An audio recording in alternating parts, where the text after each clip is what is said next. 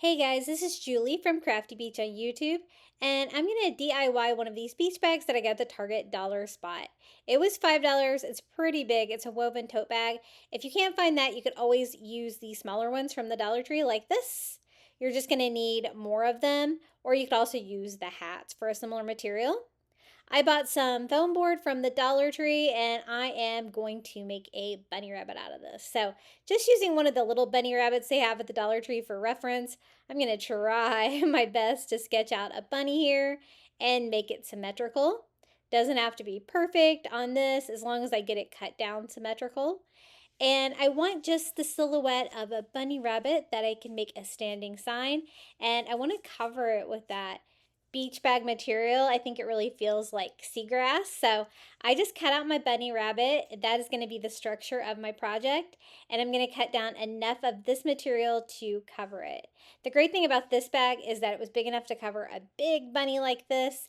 But again, you could use those little purses from the Dollar Tree and piece it together. I've done that before. It totally works.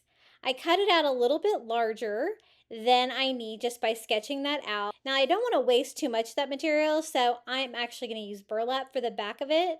And this is another option. You could just cover it with burlap. It would still be really cute.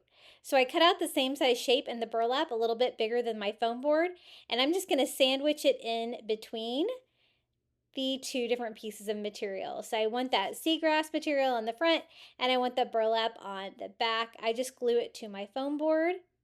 And I just used hot glue. You could also use Mod Podge on the burlap at least, or tacky glue for the other.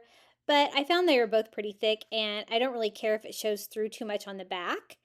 I just trimmed off all the excess fabric, so now we just have the bunny silhouette. That way I cut off any writing I had on there by sketching it out.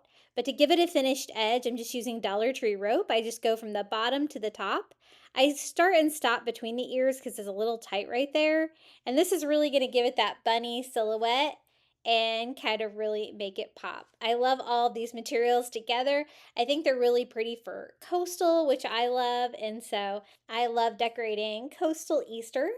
For this sign, I just got a long board sign from the Dollar Tree. It just happened to be blue, and that is the color I wanted it to be. So I just cut it down a little bit shorter so it would make a great base for this. And then I just needed a little bit of reinforcement. I didn't want to drill anything. So what I did was I glued down a dowel from the Dollar Tree first and then glued this down on it. I kind of had a pocket there at the bottom between the front and back material.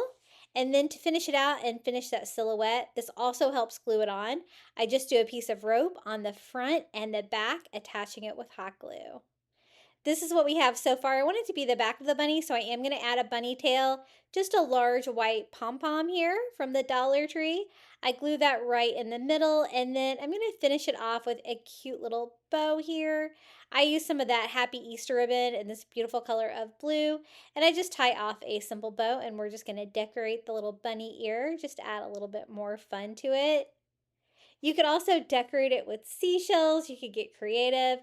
I have done like a sand dollar bunny tail, which was really fun. I'm just going to finish mine off with a starfish that I got on Amazon. You could always use the shore living ones from the Dollar Tree as well. This is how it turned out. I think it's really coastal for Easter. I hope you enjoyed this DIY. If you would like more Easter DIYs, be sure to check out my YouTube channel at Crafty Beach. And until next time, happy crafting!